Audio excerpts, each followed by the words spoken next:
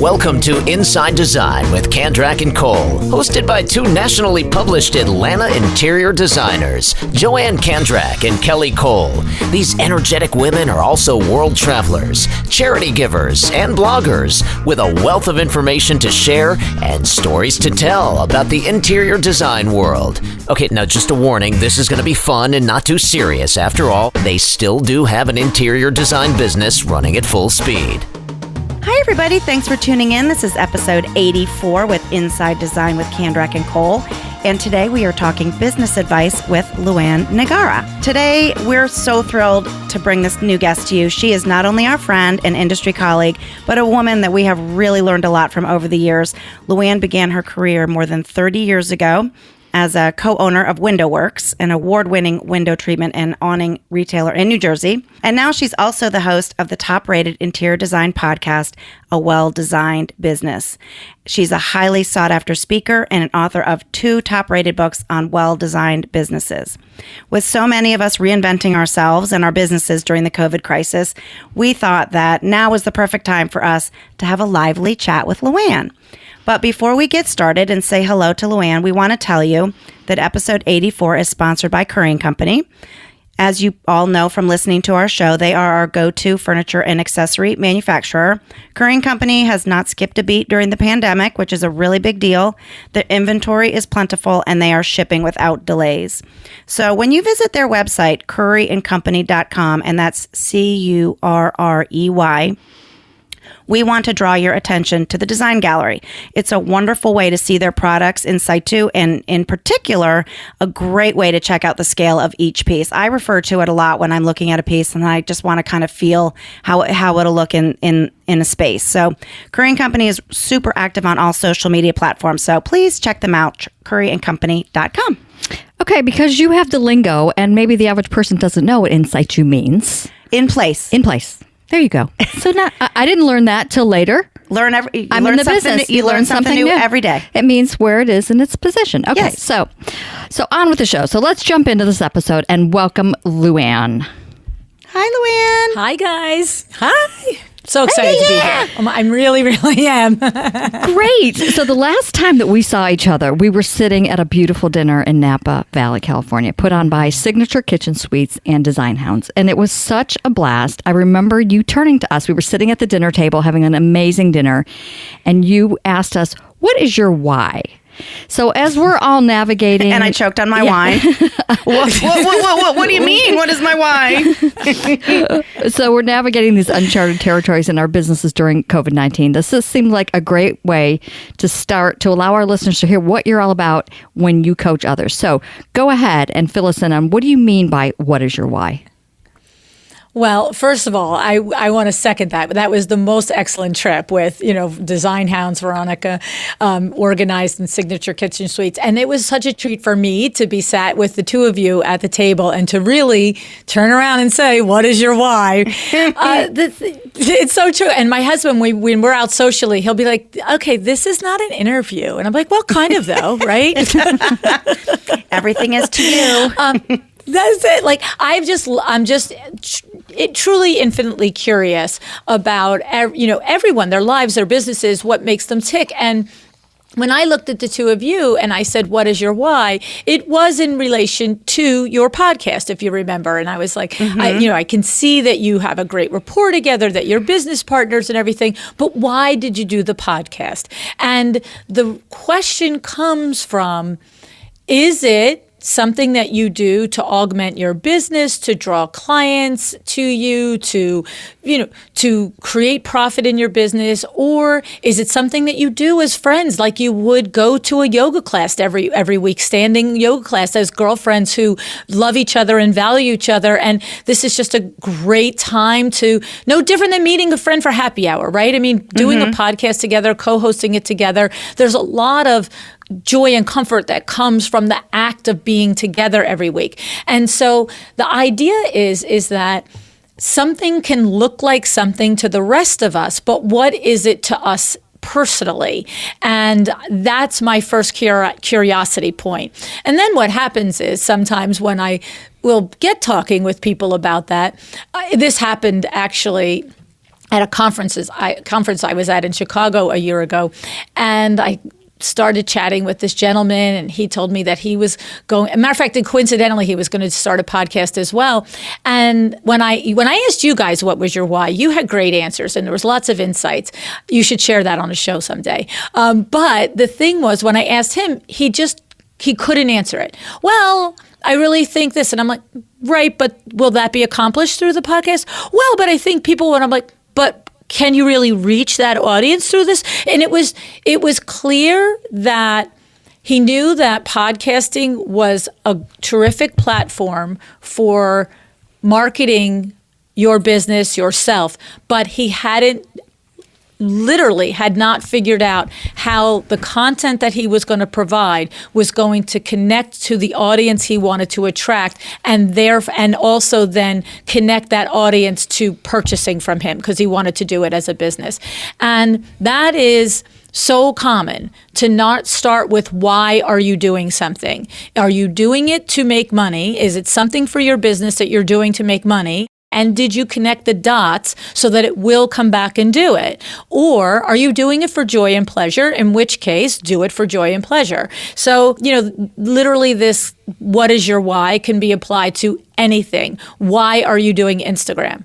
Do you get business from Instagram? Well, okay. Do you not get business from Instagram because you're not doing a great strategy? Or do you not get business from Instagram because your potential client isn't there? But you can't get to the how of doing something if you don't understand why you are doing it to begin with. Is Instagram also a place for hobby to look at design and fashion, or is it a place that you're trying to cultivate a client? So get clear on the why, and then you can develop the how of doing it to get the results that you want that comes from your why, understanding your why, right? It seems like such a simple concept, but it's not. It's huge. It like you might sit at your desk and go, okay, I'm going to get ready. Why am I doing this? Mm-hmm. Right. Is this making me money? What do I need to be doing first? And so unless you get reminded of that, you really, sometimes it kind of takes you back. You're like, oh geez, what is the why? Mm-hmm. And sometimes like our why with our podcast might morph into something else that we never imagined. Right.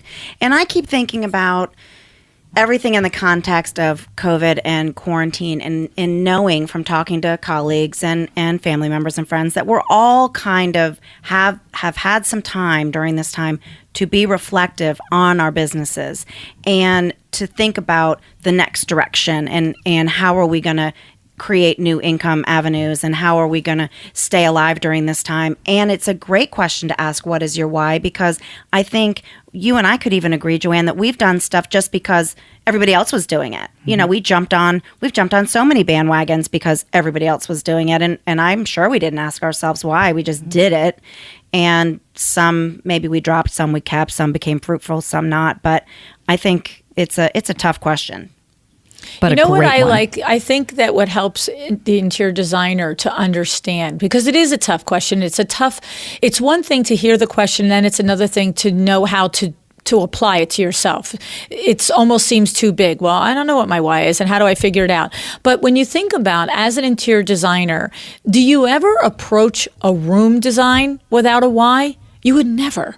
You would never approach a room design without a why. You would want to know who's going to use the room, how the room is going to be used, what are the desires of the client that you're designing for. You get all of the why, and then what do you do? When you start to design that room and you put it together, whether it's on your floor plan or renderings or whatever you do, and then ultimately when you do your install, what do? You edit out the unnecessary. That's the skill set of an interior designer, of putting all the beauty in, but editing out what is unnecessary. And that is the same process you must apply to your business. What is the why of my entire business philosophy and mission and vision and goals? And then what is the why of the exact task that I'm wasting 2 hours on today? Is it a waste or is it productive? And can I edit out that task because it doesn't suit my ultimate why? You see, you know how to do it. You just have to transfer the process to your business the way you do it as skilled interior designers. That is brilliant. Yep. That is so really, really smart. Good. So I think everything we're going to talk about today really links hand in hand. But we were at a photo shoot yesterday at one of our multifamily projects, and our photographer was telling us that she's branching out with new kinds of photography, and she's been helping designers with installations to keep her money coming in because she used to shoot all corporate events. And of course, those are non-existent right now. So she's got a lot of grit and grind, and she's really been out there. And she was telling us how she was recently asked to shoot an Airbnb for this ridiculous amount of $200.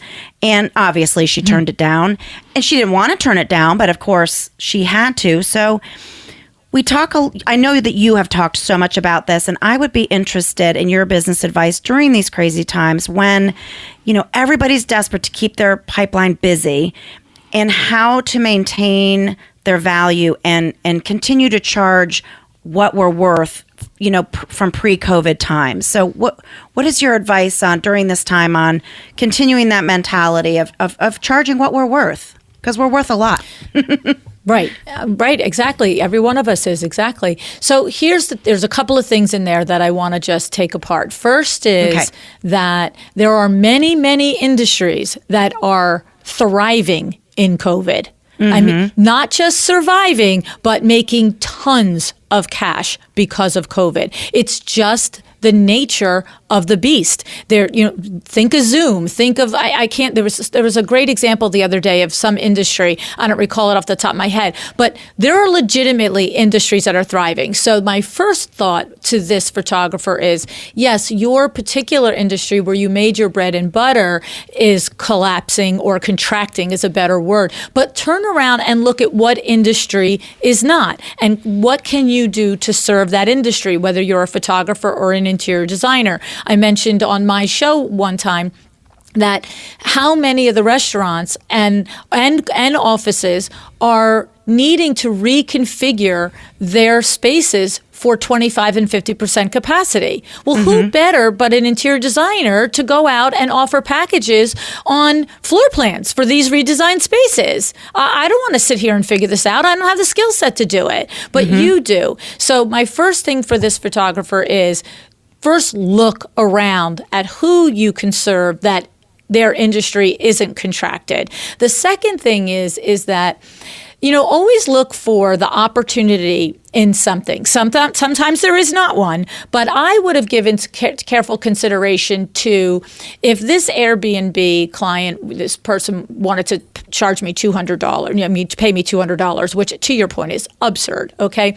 But I might have sat there and thought, well, what else do they have that would benefit me, right? What else? So maybe it's not about the dollars, but it's about leveraging the relationship. So does this Airbnb person have a network of 30 other Airbnb owners? Is this Airbnb photographs going to go on a website where maybe she could do a blog post on explaining the value of the way she shot the Airbnb to highlight, whatever she highlighted, right? The idea is yes, don't work for hundreds and hundreds of dollars under your normal rate unless you can find another way in there to build more business from it. And now that $200 thing is almost like a marketing event. Instead of paying $6 or $7 or $8 or $1,000 for it, you got $200 for it. So my idea and what I'm saying in there is be creative. So stand in your worth. Do what you earn what you should. But if you truly are saying, $200 this week or nothing, I don't say just take $200. That's way, way low than what you deserve. But if you can put that $200 into a package of something else that you get from value from that experience and leverage it, now it's not just the dollar bills, it's the entire worth of the experience. Does that make sense? Yes. And who knows down the road that particular person might get another Airbnb that's a little bit more lucrative and they have more to spend and they appreciate you giving them kind of a deal. So that makes... Well, and the point is, and the point is there, just not to really just jump in, but is if you're going to do that for the future relationship, tell that client then, look, my regular rate is $1,500 for the day. $200 is silly, but let's talk about this. What is the potential for referring me or for doing future work? In other words, don't do it at $200 and just say, maybe I'll get something out of it. Put it on the table. Yeah, I'm considering doing it for way less than my rate for an opportunity to get future work. And I would ask that person point blank, what else can you bring to the table? Now that's inside voice, right? Outside voice would be, we'd love to consider this opportunity with you, but being that it is so much lower than my regular day rate, are there other things that we can brainstorm together that maybe you can add more value to it so that I can bring the value I bring? I think that's a great point. And Joanne, we just faced this last week with our latest clients. Yes. We have a in-house rule that we go into a lot of thought and energy into our design proposals for our clients, and we never ever negotiate our fees once we have presented them. And this client was just asking us to just flat out cut it to a certain number that she wanted. And so she said please. Yeah, she did say please. and we really wanted to work with them, but I just it's not a good way to start. It's not. It really affects the respect level and the value level in the relationship going forward, and it has really bit us in the butt in the past when we did break down. So we kind of did what you said. We explained how the pricing came to be and how there was already an economy of scale built into the design proposal because they were doing so many rooms, and we brought in that, we could cut out the renderings a little bit because some of the spaces were super easy to visualize, and they had decided, or they had talked about possibly leaving off the dining room. So why don't we just go ahead and do that? And so we got to their number without budging on our numbers, but it was definitely and Joanne and I are looking at each other. We're going, oh, our residential business is slow right now. Our commercial is doing great, but our residential is slow. And we really like these people, but I wouldn't do it. Actually, what's interesting is they were a referral from someone we worked with years ago. And so what happens is if we had given them that deal and they go to refer us to somebody else, they can say, you know what, go ahead, talk to them. They lowered the design fee for us. So you're not doing yourself any favors by lowering those fees. No. Yeah, but I think your approach is excellent. Yeah, and where else do you go? And basically, when your client had a grocery list with you, they had the design fee, they had this room, they had the room. Basically there was the list of all their deliverables, and they're saying, give me all of the same things for the same price. Do you do that anywhere? Do you go into the grocery store and put all of it up and say, these are all the things I want, but I only want to spend this much money. Exactly. This is all the food I want at this restaurant, but I only want to spend this much money. The clerk looks at you and says, take 3 things off the belt, lady. You know what I mean? If you can't afford the milk, put it back. You know what I'm saying? Exactly. LuAnn, you are such a wealth of knowledge, and your gregarious and meaningful advice to our industry. It's so amazing. Endless. Yeah. And your website is a treasure trove of insightful tools for a well-designed business. So as we mentioned, you're a sought-after speaker and the queen of live events. So with many of these events on hold for the foreseeable future, it seems like, what solutions have you come up with your business? Well, like everything else, we're going to virtual, right? So I've been honored to be involved with my Doma studio with 19 Hours, the big, week-long event that we had, and we gathered so many industry leaders and gave out so many terrific seminars with advice, followed up by 19H The Blueprint. Of course, I'm involved in the IWCE, which they are having they've just this summer having their first live virtual event. And I just see it continuing that way. My third book is going to be coming out in the fourth quarter of 2020. And, that's going to be a live virtual event. So it is the way of the future. I do have great hope and expectation that my LuAnn Live event in the first quarter of 2021 will be a combo of live and virtual based on how many people can be in a room in New Jersey. Let's be real. You know what I'm saying? Yeah. So I just think there's no reason to shy away from it, because I think regardless of how this shakes out, whether it takes 6 more months or a year for whatever COVID to shake out, it's never going to go away. I mean, I was saying to somebody the other day, I can't even imagine high heels anymore. Like, I've been doing all of my work for the last 4 months in yoga pants and a blouse. You know what I'm saying? Like, and I'm just saying, I look at my closet, I'm like, who needs all this? Like, I don't need all these clothes anymore. My mom, who is 83 years old, wants the mandatory mask. She's like, well, I guess I don't need lipstick anymore. She's 83. I put it on when I go out, and then I'm like, what are you doing this for, LuAnn? Nobody's going to see it. It's like a habit. Exactly. I hope I'm not like putting you on the spot, but I just remember when you were giving your little seminar when we were in Napa, and you were talking about the class president and your whole, like your story with your family, whatever. Would you tell our guests that story? Because I think it's so awesome and says a lot about you as a person and how you approach your business. Okay, I'll try and give you the abridged version. So the thing is, I went to a parochial grammar school, and there was 25 or 30 kids in a class, and I moved to go to the public high school. And I was really looking forward to that. I was thinking about missing my friends, but looking forward to it because I had older cousins, and I knew all of the different things that were happening at the public high school. So I get to the public high school the first week, and I'm seeing all the posters in the hallways: ski club, field hockey, student government, all of these things that you can join. And we basically had basketball and cheerleading in parochial, and the basketball was for the boys and the cheerleading was for the girls. And if you know me, that's not my cup of tea. And I was a cheerleader because it was the only thing I could do. But the point is that I saw the student government signs. And the truth is, this is no joke. I literally at 13 years old thought I was going to be the president of the United States someday. I legitimately thought that. I had no idea that I didn't have the family pedigree or the money to get me through half the colleges and doors that I would need to get to. But I was idealistic, and I was 13. So I was 100% sure that being in the student government was literally the prerequisite I needed to being president of the United States.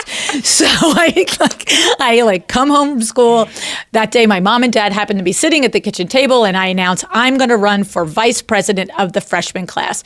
And immediately my mother says, why vice president? I said, well, I don't even know what they do in student government. I can't go be president of the class the first minute, right?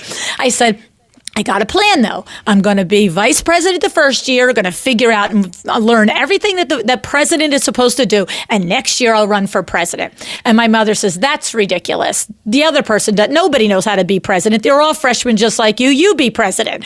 And so I'm looking at her thinking, well, she's got a little bit of a point there. But my dad pipes in, and he's like, no, absolutely not. Don't fill her head. She can't be vice president. She can't be president. Don't get her hopes up. And I just look at my dad, and I'm thinking, excuse me? What? And my mom goes off, and she's like, how dare you? She could do anything she wants. If you were at LuAnn Live, I said, my mother always said, if not you, who, Lou, right?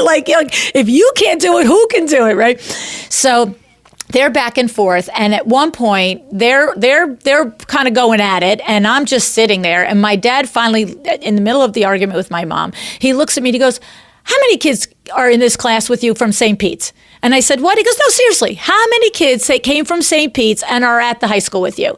And I said, I don't know, 6 or 7. He goes, right. He goes, there's 120 kids in that freshman class if there's one. He said, so you know 6 kids. He goes, when's the election? I'm like, next Monday. He's like, it's Tuesday. This is not mathematically possible. He goes, no one knows you. And my mother goes, I don't care who knows her. She can do anything she sets her mind to, blah, blah, blah, right? So that night, I can't let go of what my dad says. It's true, right? But I can't let go of what my mom says. I cannot. I've been raised, if you think you can, you can. So I get up the next day and I go at it. I came up with a plan. And I literally walked down the hallway for the next, Tuesday, Wednesday, Thursday, Friday. Every person I saw, I'm not joking, I'm not exaggerating. This isn't like, oh, was it really like that 40 years ago? No, this is what I did. And I would stop them and I'd say, hi, are you in the freshman class? And they'd be like, Yeah. My name is LuAnn Schwartz, and I'm running for class president, and I'm going to be the best class president ever. Would you vote for me? They just stare at me like, you're the weirdest person I've ever met. I did this for 4 straight days. And if they said, no, I'm a junior, I said, do you have any like brothers or sisters that are freshmen? Tell them to vote for me like this. So the next week, elections came. And I came home and my mom and dad were sitting at the table, and my dad looks at me like this look on his face, like, you poor little kid. And my mom goes, well, and I said, I am president of the freshman class, like this, right? And so, yes, right? And it was really cool. And the thing was that this has been pivotal for me because as a kid, it was amazing just to be president of the class. And I was so excited. And I went on to be president all 4 years because it was my training ground for U.S. president, okay? But the actual takeaway lesson of it for me, for my life, has been that you have to have 3 things. You have to have confidence that you can do something. It starts there. You have to at least believe in yourself. Who else can vote for you or pay for your design services if you don't first have the confidence that you can deliver, right? Then the second thing is that you have to have a plan. You can't just say, I want to be class president, don't know anybody, and expect the universe to just deliver it up on a silver platter. You have to make your evaluations. You have to understand the obstacles. You have to understand the challenges, and you have to make the plan to overcome them. So for me, it was the who is my mother? Are you in the freshman class? Are you in the freshman class? And just making sure everybody knew me. But then the third key, and this is my belief in leadership, it's these 2 things plus the third, is you must decide to act. You have to. I could have had the confidence, I could have had the plan, but if I didn't have the nerve to walk around and be the geekiest kid on the planet, nothing would have happened. If I had the plan and the action, but not the confidence that I was the one to do it, what would that conversation be like? Are you in? Yeah, well, I'm running for... Like, you have to have all 3. And when you have all 3, no matter what you're doing, whether you're baking a recipe, designing a room, or designing your business, at least this is a solid foundation to build your leadership and your business on. And that's my... I'm so glad you shared that story with us. I love it. I love it. And see, so now I want everybody will see that your incredible personality and all that you have to give. And I hope that all of our listeners, if they don't already know you, will go onto your website, LuAnnNigara.com, and tune into your podcast, which is so good, a well-designed business. And also, what's the name of the 3rd book that's about to come out? So the 3rd book is going to be the volume 2 of the Power Talk Friday Experts. So I actually have a solo book in the works, but this book got completed first. So that'll come out in 2021.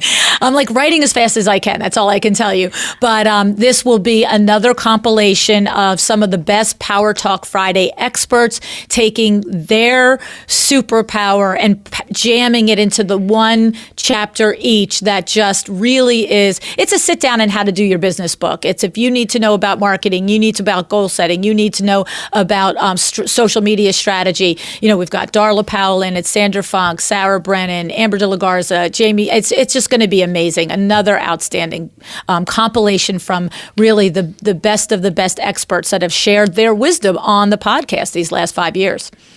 Oh my gosh! 5 years. I will be buying it. 5 years. Your podcast, great. 4.5. Yeah, I'm pushing a little. It's 4.5. So 4.5, and I'm almost at about 600 episodes. So, well, we think that you are truly amazing, and we're so happy to have sat with you at that dinner table that night and gotten to know you a little more, and we can't wait to see your next virtual show. So we just want to thank you before we go to our quotes of, really for taking the time to be on our show, because we're really humbled. Can you run for it's president? my pleasure, LuAnn? And my honor. Can you run for U.S. president? Can you run for U.S. president? Please, we're begging you. I'll tell you, it's in 40 years, it hasn't gone through my mind as much as it has in the last year. All right, Joanne, I think you should do the funny quote, because I did the funny quote last week. Okay. So, Corona Coaster, a noun, the ups and downs of a pandemic. One day you're loving your bubble, doing workouts, baking banana bread, go for long walks, and next you're crying, drinking gin for breakfast, and missing people you don't even like. Is that the truth or what? Okay, everybody, here's our serious quote in honor of the beloved Georgia Congressman John Lewis, who recently passed away. Here's a quote from him. "Do not get lost in a sea of despair. Be hopeful. Be optimistic. Our struggle is not the struggle of a day, a week, a month, or a year. It is the struggle of a lifetime. Never ever be afraid to make some noise and get in good trouble, necessary trouble." Perfect. I love that. Get me in trouble. That's what it's all about. Well, LuAnn, we thank you again. We miss seeing you in person, but we'll just have to see you virtually for a while. I know. I miss you guys too, and all of our friends. It's both of your quotes were so dead on, really, truly. So we'll get through it together. Yep. All right, everybody. Thanks so much for listening. Thanks, everybody. Bye. Bye. Join Joanne and Kelly weekly for a lively conversation about trends, travels to industry events, current design projects, the good, the bad, and the ugly, do's and don'ts, product recommendations, and more. Be sure to follow the fun on Facebook. They're on Instagram at Kandrak-Cole, and of course, you've got to visit them online at kandrak-cole.com for more information.